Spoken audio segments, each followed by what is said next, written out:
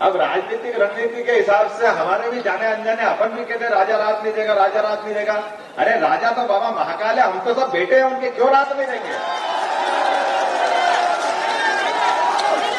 बाबा महाकाल के बाल बच्चे हम हैं, अगर हम उनके बच्चे हैं तो, और अगर बाप को मारना है तो दुनिया की कौन सी ताकत महाकाल से बाहर है? क्या नगर निगम के बाहर नहीं रहेगी? ये कैसे हो सकता है? बाबा महाकाल नगर निगम तक ही रहेंगे, ये कौन सी बात? ब्रह्मांड में कहां कोई बच सकता है? बाबा महाकाल ने अगर तेरी निगाह कर ली तो बाबा तो जन्म देने वाले हैं, आशीर्वाद देने वाले हैं। इसलिए बाबा ने कहा डर हुआ तुम्हारे उज्जैन में ही दे देता हूं तो झंझट ही खत्म। आप यही काय का डर है यार? उसने कहा बाबा को ये लोगों का डर मिटाना है। अपन खुश है कि अपन लाए। उनने कहा लाए नहीं दादा, मैं तो तुमको दे दिया हूं। और ये बिल्कुल आनंद की बात है। देखो आप, बहुत अच्छी बात है। अभी बीच में से चिंतामणि जी गई थी कि उधर मोदी जी ने कहा कि बनारस में संभालता हूं, मोहन जी तुम संभालो उज्जैन, चलने दो हमारा अपना बाबा महाकाल और विश्वनाथ भगवान की। और हमने तो ये सिलसिला चालू रखा है। आज नहीं, पिछले 5 साल से हमारी दोनों की बनारस और उज्जैन की एक दोस्ती चल रही है। वो अयोध्या में दीपक का रिकॉर्ड तोड़ते तो हम शिवरात्रि में रिकॉर्ड उज्जैन में तोड़ देते हैं। हमारा लाखों का रिकॉर्ड बनता रहता है, उस रिकॉर्ड को हर बार तोड़ते हैं।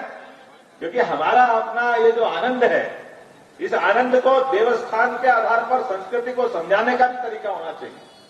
और ये बात सही है कि लोग अपने हिसाब से मुख्यमंत्री कहेंगे ले तो मैं तो मुख्य सेवक के रूप में ही काम करूंगा, मुझे ध्यान में आएगा कि मैं प्रदेश का मुख्य सेवक हूं।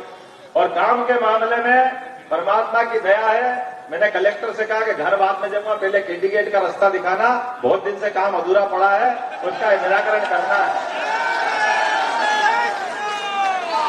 और ये जो सबकी डिमांड है, अनिल जी से बात हुई, दूसरे अनिल जी से बात हुई, इन्होंने कहा कि यार ये थोड़े पैसे कम पड़ रहे हैं तो वो सेंट्रल लाइटिंग नहीं हो रही। मैंने कहा चिंता मत करो, तुम्हारा भाई के पास है तो सही, इसमें क्या फर्क पड़ेगा? जो पैसा लगाएगा सोनू जी लगा देंगे, गलत तो नहीं है। बीच में सेंट्रल लाइटिंग करेंगे ताकि रोड का अधिकतम उपयोग हो जाए। रोड क्यों छोटा करो? बार बार मकान टूटेंगे नहीं, बार बार क्यों परेशान करना है किसी को? और सुविधा का मामला है तो एक बार में होना चाहिए जो हो जाए। तो 4 करोड़ का लगेगा तो दे देंगे, कोई परेशानी नहीं है, निश्चित रूप से उसको सुधारेंगे। दूसरी एक और बात, हम आज अपनी जिंदगी तो सबकी थोड़ी है, आज 5-25 साल किसने देखे, लेकिन ये गोपाल मंदिर कब बना था? 1940 के आसपास। और ये चौक बना था और भाईजाबाई का मंदिर बना था। उसके बाद में हमको मालूम है कि इस मंदिर के आसपास का ये पूरा मुख्य बाजार अब सर्वाधिक भीड़ पड़ती है। महापौर भी यहाँ बैठे, महापौर जी है ना? महापौर जी से बात हो गई, तैयार हो ना? हमने सांसद विधायक सबसे तो बात कर ली कि अपने को पार्किंग की जगह कम पड़ रही है और चौक की जरूरत भी पड़ रही है। जितना ये चौक है तो अपना नगर निगम में आपको पैसा जरूरत पड़ेगी दे दूंगा। ये जितने दुकानदार बस उतनी मल्टी लेवल पार्किंग बनाना, बाकी पूरा खुला मैदान कर देना। यहाँ पे डबल मैदान है, ये गोपाल मंदिर का आनंद आ जाएगा आपको। जहाँ जितना खुला मैदान होगा, कार्यक्रम होगा, भीड़ में जरूरत पड़ती है, सवारी के समय आवश्यकता पड़ती है, शाही सवारी सिंहस्थ की निकलती यही निकलती है। अभी कभी कोई घटना दुर्घटना हो जाए तो ये बड़ी भीड़ तो अवेरने की जगह कहाँ है? बाकी तो सब तो मकान ही मकान है। आज ही मैं डीजी से बात कर रहा था कि साहब मैं तो पहली बार आया था यहाँ झरोके से मैं देखने आया, तो इसने ने कहा आप कहाँ से देखोगे? तो मैं कहाँ से दिखाओगे? तो बोले मेरे को ऊपर झरोके में बिठा दिया उसने। और जो यहाँ भीड़ पड़ती है, अब हमको तो मालूम, हमको तो मजा आते हर बार वो, लेकिन जो पहली बार देखता वो राम राम, जब तक भगवान जाने ये क्या होगा, कोई पूछा नहीं जाए, मर नहीं जाए, पता नहीं क्या होगा। क्योंकि वो वाकई बहुत एकदम अलग टाइप का माहौल रहता है पहली बार वाले के लिए। और ऐसे में कोई घटना घट जाए, कोई बात हो जाए तो हमको वाकई इस बात की जरूरत है। लेकिन हमने कहा कि जो दुकानदार है उन दुकानदार की व्यवस्था जरूर कर देना ताकि दुकानदार को परेशानी नहीं आए, लेकिन बाकी सब जगह अपनी पार्किंग के लिए रहेगी। ये आनंद के साथ अपना सबका निर्णय करें। अब लंबा भाषण तो दूंगा नहीं, लेकिन आपने कहा कि काम दिया और सबने कहा कि काम करना 24 घंटे, तो कल ही उज्जैन संभाग के सभी लोगों के साथ उज्जैन में ही बैठक कर रहे हैं। तो उज्जैन में नहीं, उज्जैन संभाग की पहली बैठक रहेगी, उसके बाद 10 संभाग की बैठक करते जाएंगे कि विकास के मामले में जरा देर नहीं होगी, उसी गति से काम करते जाएंगे जो गति का अपना रिकॉर्ड बना हुआ है। और एक बात हमारे लिए पिछली बार माननीय शिवराज सिंह जी चौहान के माध्यम से हमने कैबिनेट कराई थी और हमने कहा था कि हमारे बाबा महाकाल के सवारी में बैंड की जरूरत पड़ती है और वो बैंड था नहीं, तो हमने 12 आदमी का बैंड बना बुलू के वो तैयार करा लिया। अब हमने कहा कि पुलिस के लिए हर जिले में एक बैंड हो जाना चाहिए। और विकास के मामले में ये हमने कहा कि अब जहां की जरूरत होगी कैबिनेट भी वही कर देंगे। तो अपने आने वाले विकास के लिए संक्रांति अपनी उज्जैन की अलग टाइप की होती है, उत्तरायण दक्षिणायन उज्जैन से ही माना जाता है। तो उत्तरायण जब चलेगा सने सने दिन तिल तिल करके बढ़ता जाएगा, तो फिर कैबिनेट उज्जैन में करेंगे। पहली कैबिनेट अगर होगी उज्जैन में होगी, उज्जैन के सारे विकास के लिए जो जरूरत होगी वो यही मंजूर करके जाएंगे। क्योंकि अब अपने को मालूम है कि परमात्मा की दया से जो मौका आया, तो मौके को अपने सारे विकास के मामले में धरातल पे देखते हुए जो जहां की बात वही करने की जरूरत, जब वही करेंगे तो उसके रिजल्ट भी आएंगे। तो आज तो लंबा नहीं बोल रहा हूं, लेकिन टुकड़े टुकड़े में ऐसे कई बार आपको अलग अलग सौगातें मिलती जाएगी। बोले महाकाल महाराज की।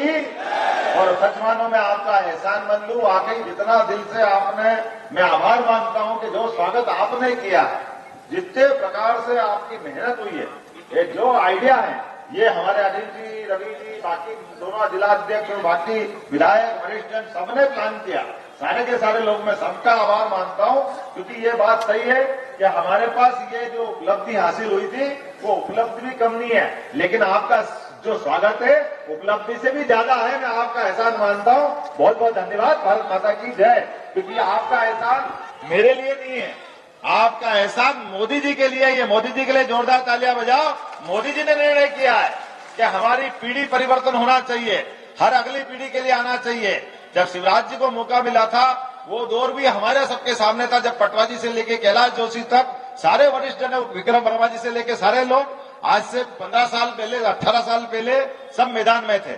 लेकिन ऐसे में अब उसके बावजूद भी माननीय शिवराज जी को लेकर के आए। और आज शिवराज जी ने खुद ने, हमारे यहाँ महाकाल मंदिर जाते हैं तो महाकाल मंदिर में एक अपने को मंत्र बोलना पड़ता है, मंत्र बोलना भी चाहिए, जिसको हम हरिहर मिलन कहते हैं, उसको बोलते हैं। दर्शन अगर करने जाओ तो शिवाय नमः, विष्णुवे नमः, शिवाय नमः, विष्णुवे नमः। जब तक आप नहीं बोलो तब तक महाकाल के दर्शन पूरे नहीं होते। साक्षी गोपाल तो करने ही पड़ते। और मैं भाग्यशाली हूं कि हमारे यहाँ शिवाय नमः विष्णुवे, शिवराज जी और विष्णु जी हमारे अध्यक्ष और शिवराज जी हमारे तत्कालीन मुख्यमंत्री, दोनों ने मेरे को ये अपना एक अवसर दिया। माननीय मोदी जी के आशीर्वाद से, माननीय नड्डा जी, अमित शाह जी और ये सारे लोगों ने आकर के दमदारी के साथ जिस प्रकार से ये पूरा हम सबको काम करने का मौका देकर के एक संबल दिया है, इस संबल के संबल के सहारे से, क्योंकि आज की ये जो यात्रा विकास यात्रा थी, माननीय मोदी जी ने हमको पूरे प्रदेश के अंदर, क्योंकि चुनावी राज्य होने से हम उस समय वो अपनी यात्रा नहीं निकाल पाए थे।